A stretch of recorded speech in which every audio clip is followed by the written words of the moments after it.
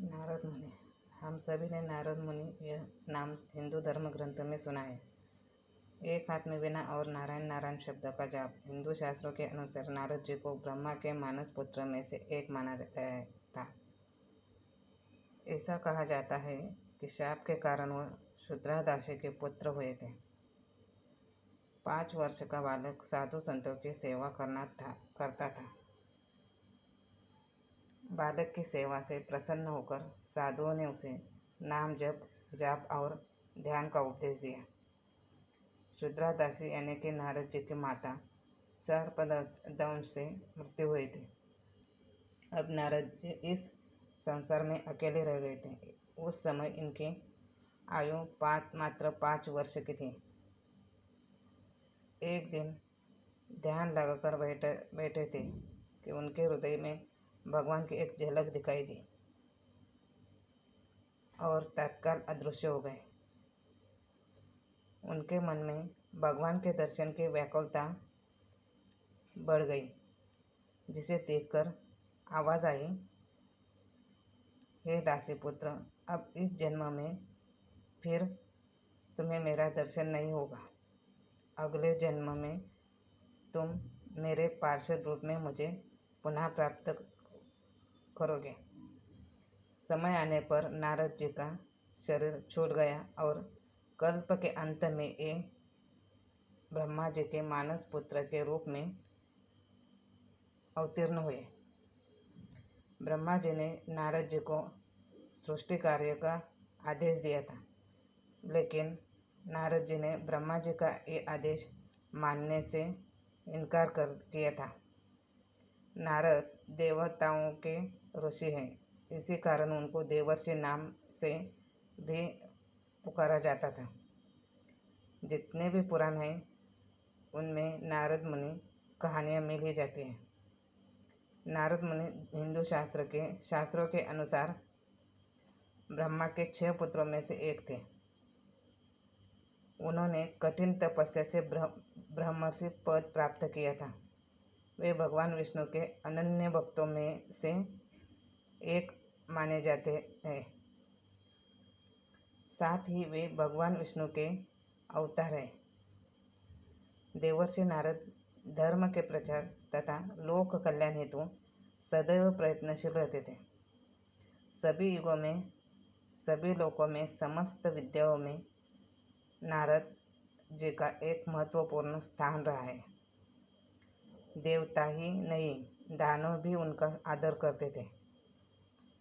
समय समय पर सभी ने उनसे परामर्श लिया है। श्रीमद् भागवत गीता के 10वें अध्याय के 26वें श्लोक में स्वयं भगवान श्री कृष्ण ने उनकी महानता को स्वीकार करते हुए कहा है, देवर्षि नाम स नारद, देवर्षियों में मैं नारद हूँ। श्रीमद् भागवत महापुराण का कथन है। सृष्टि में भगवान ने देवर्षि नारद के रूप में तीसरा अवतार ग्रहण किया और सात्वत तंत्र, जिसे नारद पांच रात्र भी कहते हैं, का उपदेश दिया, जिसमें सत्कर्मों के द्वारा भवबंधन से मुक्ति का मार्ग दिखाया गया है। नारद मुनि हिंदू शास्त्र के अनुसार ब्रह्मा के 7 मानस पुत्रों में से एक माने गए हैं। ये भगवान विष्णु के अनन्य भक्तों में से एक माने जाते हैं। ये प्रत्येक युग में भगवान की भक्ति और उनकी महिमा का विस्तार करते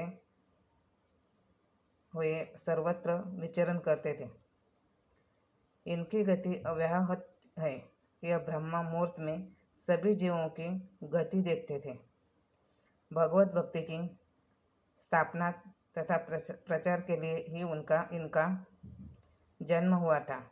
ऐसा माना जाता है कि उन्होंने कठिन तपस्या से ब्रह्मर्षि पद प्राप्त किया था। पौराणिक कथाओं में उल्लेख है। श्री कृष्ण देवर्षियों में नारद को अपनी विभूति बताते हैं। वैदिक साहित्य, रामायण, महाभारत, पुराण, स्मृतियाँ, सभी शास्त्रों में नारद जी का निर्देश है। ऋग्वेद मंडल में 8 9 के कई सूक्तों के दृष्टा नारद है। अथर्ववेद, ऐत्रेय, ब्राह्मण, मैतारनी, संहिता आदि में नारद जी का उल्लेख है। देवर्षि नारद स्मृति, इतिहास, पुराण, वेदांग, संगीत, ज्योतिष, योग आदि अनेक शास्त्रों में पारंगत थे। नारद आत्मज्ञानी, ब्रह्मचारी, त्रिकाल ज्ञानी, वीणा द्वारा निरंतर प्रभु भक्ति के प्रचारक, दक्ष, मेधावी, निर्भय, तपस्वी, चारों पुरुषार्थ के ज्ञाता, परम योगी, वायु दक्ष, मेधावी, निर्भय, तपस्वी, चारों पुरुषार्थ के ज्ञाता, परम योगी, वायु के समान सभी युगों में विचरण करने वाले, अप्रमादी, आनंदरत कवि, प्राणियों पर निस्वार्थ प्रेम रखने वाले, देव, मनुष्य, राक्षस सभी लोकों में सम्मान पाने वाले देवता तथापि ऋषित्व प्राप्त करने वाले देवर्षि थे। एक बार नारद को कामदेव पर विजय प्राप्त करने का गर्व हुआ। उनके इस गर्व का खंडन करने के लिए भगवान ने उनका मुंह बंदर जैसा बना दिया था। देवर्षि नारद जी ने भृगु कन्या लक्ष्मी का विवाह विष्णु के साथ करवाया था। महादेव जी द्वारा जलंधर का विनाश करवाया। कंस को आकाशवाणी का अर्थ समझाया। महर्षि वाल्मीकि जी को रामायण की रचना करने की प्रेरणा दी। व्यास जी से भागवत की रचना करवाई। भक्त प्रहलाद और ध्रुव को उपदेश देकर महान भक्त बनाया। बृहस्पति और शुकदेव जैसों को उपदेश दिया और उनकी शंकाओं को समाधान किया। इंद्रदेव, चंद्र, श्री विष्णु, भगवान शंकर, युधिष्ठिर, श्री राम, श्री कृष्ण आदि को उपदेश देकर कर्तव्याभिमुख किया। भक्ति का प्रसार करते हुए वे अप्रत्यक्ष रूप से भक्तों का सहयोग करते रहते थे। श्रीमद् भागवत जो भक्ति ज्ञान एवं वैराग्य का परमोपदेशक ग्रंथ है तथा रामायण जो मर्यादा पुरुषोत्तम भगवान श्री राम के पावन आदर्श चरित्र से परिपूर्ण है, देवर्षि नारद जी की कृपा से ही हमें प्राप्त हुआ है। वेद, उपवेद, पुराण, महाभारत इन सभी की रचना की वो वेदव्यास जिन्होंने रामायण लिखी, वो वाल्मीकि जी और जिनकी भक्ति हम आज भी सुनते हैं, भक्त प्रहलाद और ध्रुव, इन सभी का गुरु नारद मुनि ही थे। इन्होंने ही प्रहलाद, ध्रुव, राजा अम्बरीश आदि महान भक्तों को भक्ति मार्ग में प्रवृत्त किया। ये भागवत धर्म के परम गूढ़ रहस्य को जानने वाले ब्रह्मा, शंकर, महर्षि कपिल, स्वयंभू, मनु आदि 12 आचार्यों में अनन्य थे।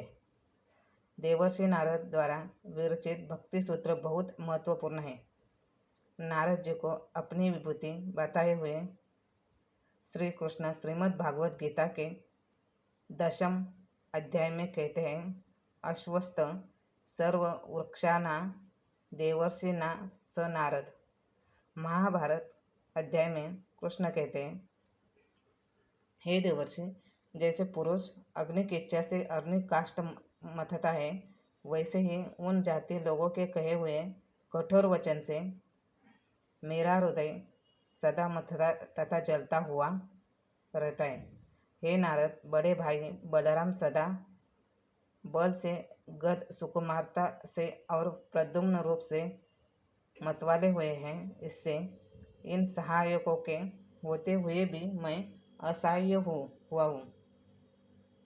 देवर्षि नारद विष्णु जी के भक्तों में सर्वश्रेष्ठ थे।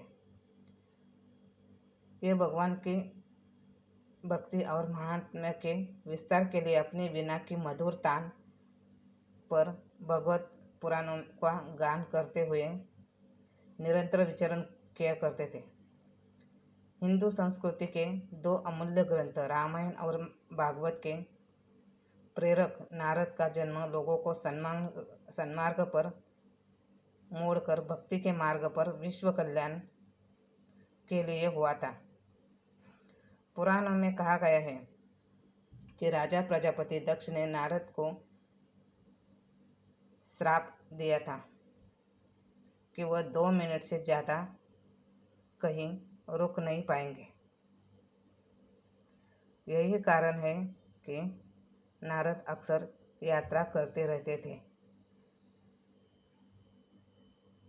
धन्यवाद।